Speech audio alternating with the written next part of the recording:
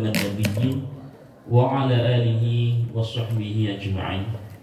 أما بعد، فيا أيها الحاضر أوصيكم ونفسي بتقوى الله، فقد فاز المتقون. فقد قال الله تعالى في القرآن الكريم: أعوذ بالله السميع العليم من الشيطان الرجيم. يا أيها الذين آمنوا اتقوا الله حق تقاته ولا تموتن إلا وأنتم مسلمون. وقال الله تعالى أيضا: يا أيها الناس اتقوا ربكم الذي خلقكم من نفس واحدة وخلق منها زوجها وبث منهما رجالا كثيرا ونساء واتقوا الله الذي تساءلون به والأرحام إن الله كان عليكم رقيبا. Sallallahu alaihi. Puji syukur tak henti-hentinya kita senantiasa panjatkan kehadirat Allah Azza wa Jalla dengan berbagai macam bentuk nikmat yang sampai hari ini Allah tetap curahkan kepada kita bersama. Meskipun di hari-hari yang kita jalani, meskipun di hari-hari yang kita lalui masih banyak bentuk kemaksiatan, masih banyak bentuk kedurhakaan kita, masih banyak bentuk pembangkangan kita terhadap apa yang disyariatkan oleh Allah Subhanahu wa ta'ala. Tapi karena sifat Rahman dan Rahimnya Allah, Allah masih berkenan mencurahkan banyak nikmat kepada kita. Di pagi hari ini kita bisa beraktivitas, melaksanakan kegiatan sholat Idul Adha yang mudah-mudahan dalam keadaan yang sehat walafiat. Ini bagian salah satu kenikmatan yang dicurahkan oleh Allah Subhanahu wa ta'ala. Belum lagi ditambah dengan berbagai macam bentuk nikmat yang lain yang apabila kita semuanya menghitung satu demi satu kenikmatan itu, maka kata Allah, la tuhsuha, maka niscaya kalian tidak akan sanggup menghitung berapa jumlahnya kenikmatan yang telah Allah curahkan kepada kita semuanya. Maka kewajiban kita, tugas kita adalah bersyukur. Bersyukur paling mudah definisinya adalah kita mengoptimalkan, kita memanfaatkan apa yang dititipkan oleh Allah Subhanahu wa ta'ala kepada kita hari ini sebaik mungkin, seoptimal mungkin. Yang apabila kita lakukan itu, kata Allah, maka nikmat demi nikmat akan senantiasa terus dan terus ditambah oleh Allah Subhanahu wa ta'ala. Salam dan salawat kepada baginda Rasulullah Muhammad sallallahu alaihi wa ala alihi wasallam. Mudah-mudahan sampai kepada keluarganya, sahabat-sahabatnya, kepada para tabi'in, tabi'in, dan mudah-mudahan semuanya kita telah mendapatkan syafaatnya di yaumil qiyamah. Hadirin jamaah salat Idul Adha yang dimuliakan oleh Allah Subhanahu wa ta'ala. Hari ini kita kembali mengagungkan namanya Allah. Hari ini kita semuanya membesarkan namanya Allah. Ini sebagai pembelajaran bahwa kita semuanya adalah kecil.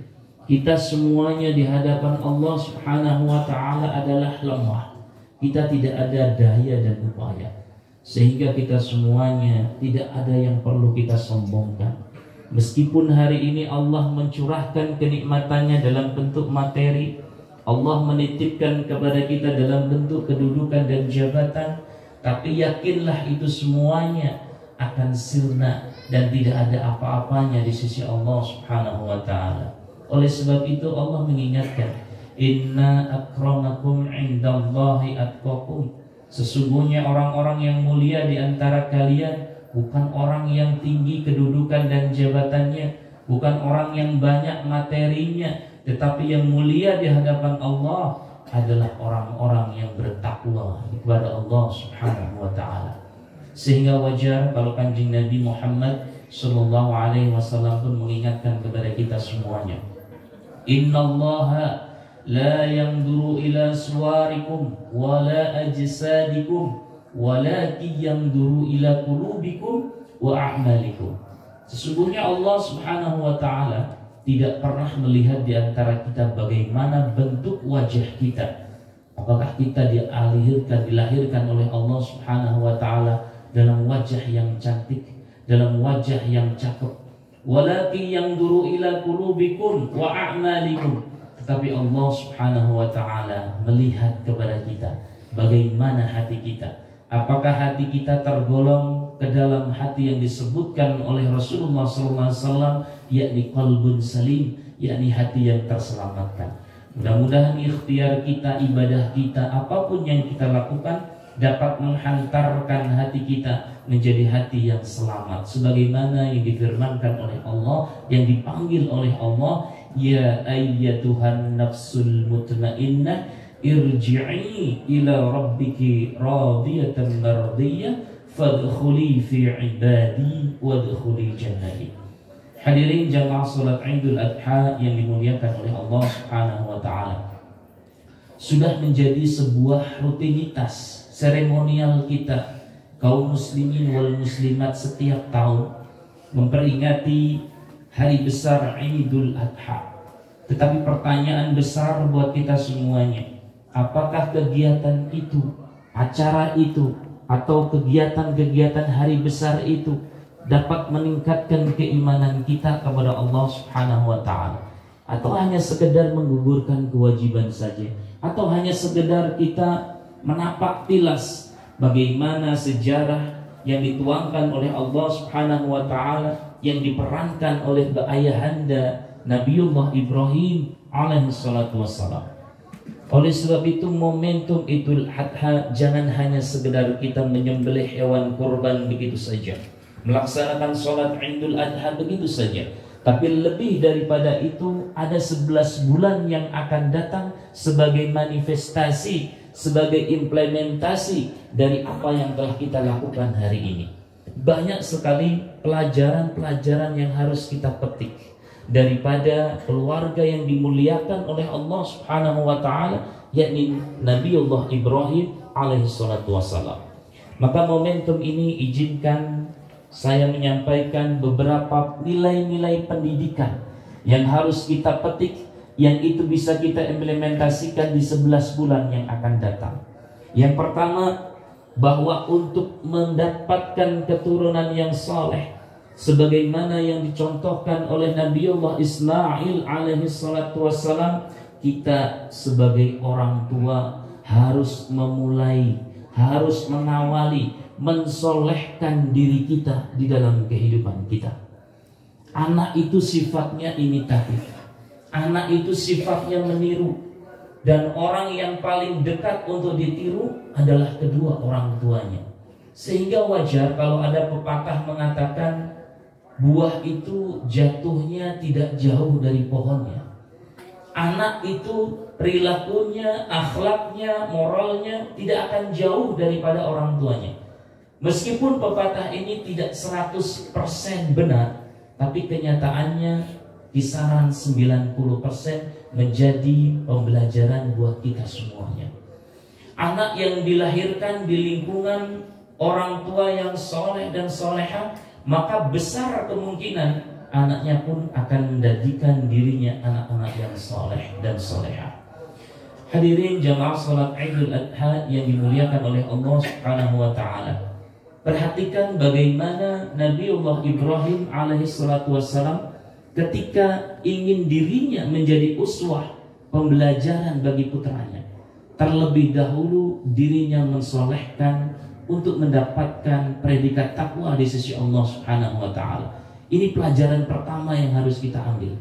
Ketika kita menjadi pemimpin di dalam rumah tangga, jadikanlah kita menjadi pemimpin yang baik, pemimpin menjadi uswah bagi orang-orang yang ada di lingkungannya. Dan perhatikan juga sebagaimana yang disabdakan oleh Rasulullah SAW, kullukum ra'in wa kullukum mas'ulin an ra'iyati. Setiap kalian itu adalah pemimpin, dan setiap pemimpin akan dimintai pertanggungjawabannya di sisi Allah Subhanahu wa taala terhadap siapa yang dipemimpinnya. Semakin tinggi kedudukan dan jabatan pimpinan yang diembannya, maka pertanggungjawabannya di sisi Allah Subhanahu wa taala akan semakin besar. sebagai kepala rumah tangga akan dimintai pertanggungjawaban anak-anaknya, istrinya, bagaimana dia mendidik keduanya untuk diselamatkan dari nerakanya Allah Subhanahu wa taala. Yang pelajaran yang kedua yang tidak kalah pentingnya, ketika seseorang mengharapkan akan hadirnya anak yang saleh, maka dia harus bersungguh-sungguh meminta kepada Allah Subhanahu wa taala untuk diberikan keturunan anak-anak yang soleh. Kita perhatikan, gak mulia seperti apa Nabiullah Ibrahim alaihi salatu wassalam, gak memiliki kesolehan apa Nabiullah Ibrahim alaihi salatu wassalam yang mendapatkan gelar Khalilullah, orang yang dicintai oleh Allah Subhanahu wa taala pun masih memanjatkan doa, masih berharap kepada Allah Subhanahu wa taala sebagaimana digambarkan di dalam Al-Qur'an, Rabbi habli minas sholihin. Selevel Nabi Ibrahim saja masih berdoa kepada Allah Subhanahu wa taala. Apalagi kita ini tidak mendapatkan predikat Khalilullah, kita ini tidak mendapatkan derajat Nabi, kita pun tidak mendapatkan predikat sebagai Rasul. Maka tentunya bagi kita, ketika kita berharap keturunan kita, anak-anak kita menjadi anak-anak yang soleh, harus lebih banyak berdoa kepada Allah Subhanahu wa taala. Maka upaya apa saja untuk mewujudkan ini semua? Setidaknya ada beberapa hal untuk mewujudkan pembelajaran yang kedua, mendapatkan anak yang soleh dan yang solehah. Yang pertama, dalam keluarga kita, berikanlah mereka makanan-makanan yang dihalalkan oleh Allah Subhanahu wa taala. Sebagai kepala rumah tangga yang membawa ma'isyah, yang membawa rizki, yang membawa gaji, ketika diberikan kepada pasangannya untuk diolah, dikonsumsi di dalam keluarganya, dapatkanlah itu semuanya dari sesuatu yang dihalalkan oleh Allah Subhanahu wa taala. Kalau kita berbicara halal, tentunya harus memenuhi 3 kriteria. Kriteria halal yang pertama adalah halal memperolehnya. Kriteria halal yang kedua adalah halal zatnya. Dan kriteria halal yang ketiga adalah halal mengolahnya. Ini harus terpenuhi di dalam keluarga kita. Jangan hanya mementingkan prestis di masyarakat karena tetangganya membeli sesuatu yang barangkali membuat panas kita, lalu kita menghalalkan segala cara untuk mendapatkan itu semuanya, melakukan mencuri, melakukan korupsi, mengambil hak orang lain. Ingatlah apa yang dikatakan, disabdakan oleh Rasulullah SAW. Bagaimana seseorang doanya diijabah oleh Allah Subhanahu wa taala, sementara yang mengalir di dalam tubuhnya berasal dari makanan-makanan yang diharamkan oleh Allah Subhanahu wa taala. Mungkin halal secara zatnya, tapi haram secara memperolehnya. Maka oleh sebab itu, sekecil apapun atau sebesar apapun rezeki yang dititipkan oleh Allah, gaji yang diberikan oleh Allah kepada kita, bawalah di dalam keluarga kita dari sesuatu yang dihalalkan oleh Allah Subhanahu wa taala. Karena rizki itu tidak perlu banyak, yang penting cukup.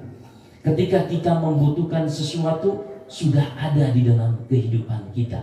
Maka oleh sebab itu, keberkahan di dalam ma'isyah, di dalam keluarga, itulah yang kita harapkan dari Allah Subhanahu wa ta'ala.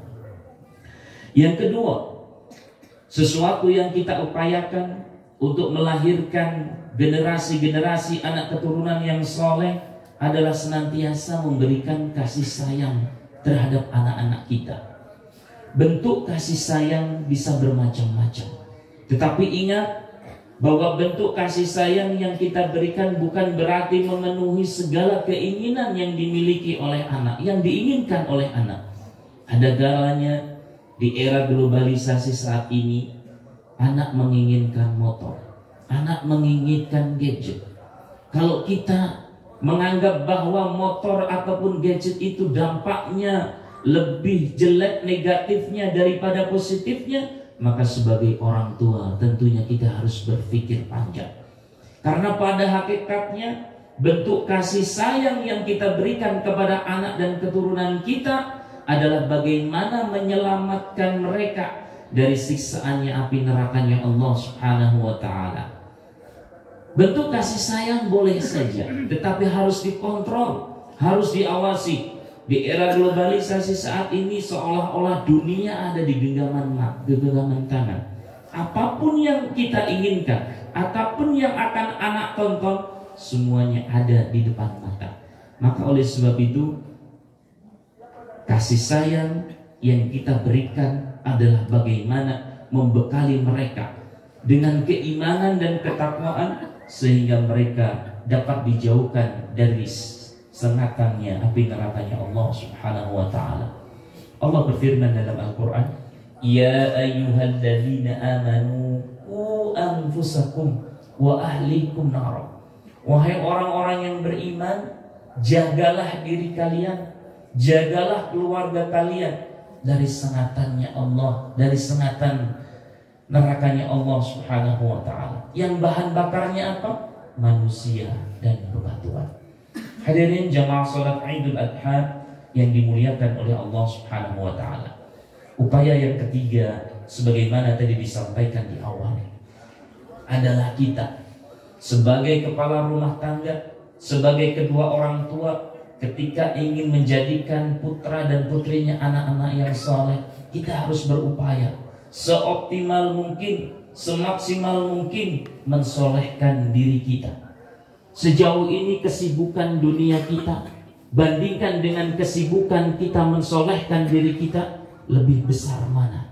Apakah waktu yang kita miliki lebih banyak dekat dengan dunia, atau justru kita dekat dengan mensolehkan diri kita? Inilah yang menjadi pertanyaan besar. Padahal manusia ketika hidup di dunia barangkali kisaran 60 tahun, 70 tahun, 80 tahun. Dan kita semuanya akan meninggalkan dunia ini.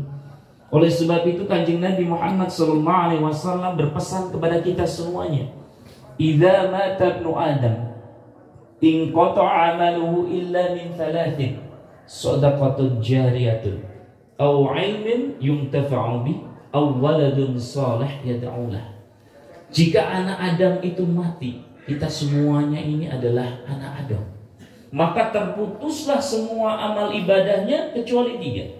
Yang pertama, sedekah jariyah, sesuatu yang kita infakkan di jalan Allah, yang kita keluarkan, itulah yang akan menemani kita di alam barzah.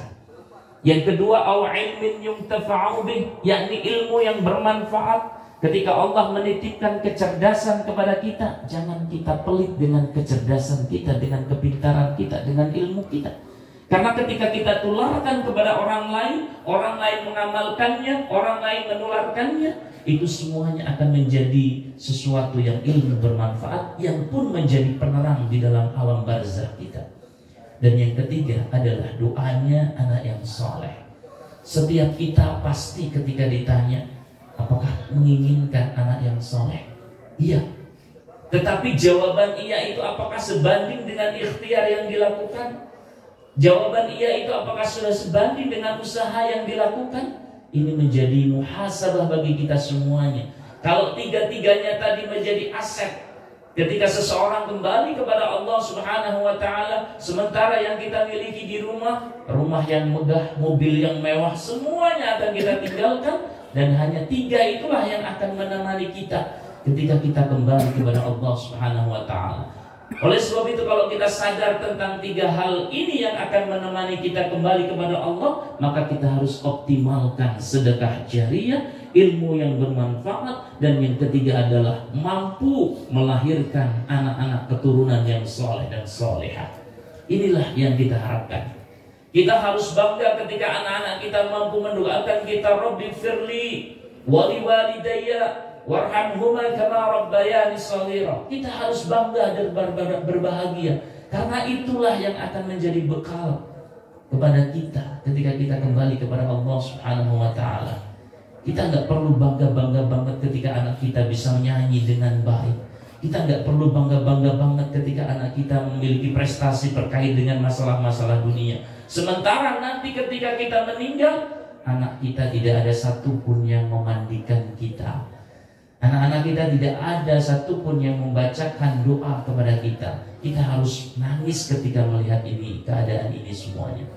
Hadirin jamaah salat Idul Adha yang dimuliakan oleh Allah Subhanahu wa taala.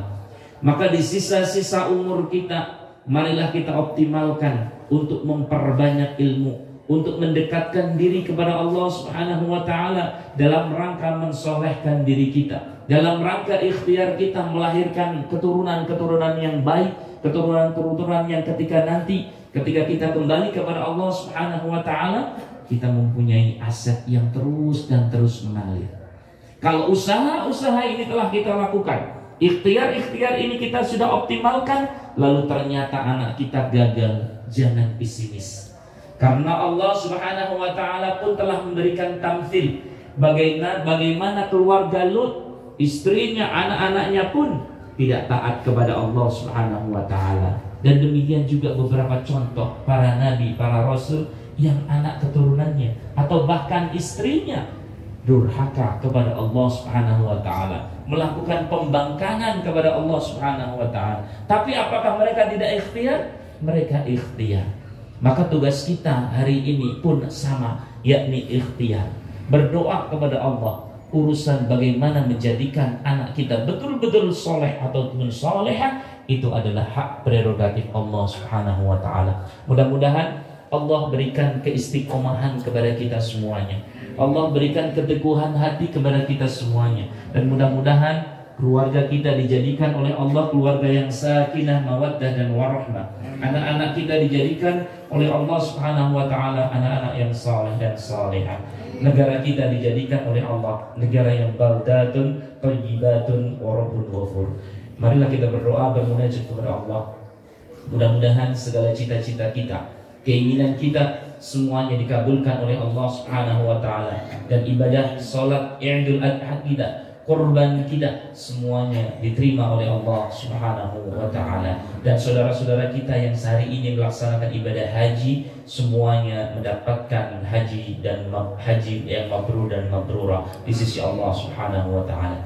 Innallaha wa malaikatahu yusalluna 'alan nabi يا أيها الذين آمنوا صلوا عليه وسلموا تسليما اللهم صل وسلم وبارك على سيدنا محمد وعلى آله وصحبه أجمعين والحمد لله رب العالمين حمدا شاكرين حمدا ناعمين حمدا يوافي نعمه ويكافئ مزيدا يا ربنا لك الحمد ولك الشكر كما ينبغي لجلال وجهك الكريم وعظيم سلطانك اللهم اغفر لنا ذنوبنا ولوالدينا وارحمهما كما ربيانا صغارا ولجميع المؤمنين والمؤمنات والمسلمين والمسلمات الأحياء منهم والأموات برحمتك يا أرحم الراحمين اللهم أعز الإسلام والمسلمين وأذل الشرك والمشركين ودمر أعداء الدين واجعل اللهم إندونيسيا آمنة مطمئنة وجميع بلاد المسلمين برحمتك يا أرحم الراحمين اللهم طهر قلوبنا من النفاق وأعمالنا من الرياء وألسنتنا من الكذب وأعيننا من الخيانة اللهم عافني في بدني اللهم عافني في سمعي اللهم عافني في بصري لا إله إلا أنت سبحانك إنا كنا من الظالمين اللهم ربنا ظلمنا أنفسنا وإن لم تغفر لنا وترحمنا لنكونن من الخاسرين اللهم ربنا هب لنا من أزواجنا وذرياتنا قرة أعين واجعلنا للمتقين إماما رب اجعلنا مقيم الصلاة ومن ذرية ربنا وتقبل دعاء اللهم ربنا آتنا من لدنك رحمة وهيئ لنا من أمرنا رشدا وهيئ لنا من أمرنا رشدا اللهم ربنا آتنا في الدنيا حسنة وفي الآخرة حسنة وقنا عذاب النار والحمد لله رب العالمين. Assalamualaikum warahmatullahi wabarakatuh. Waalaikumsalam warahmatullahi wabarakatuh.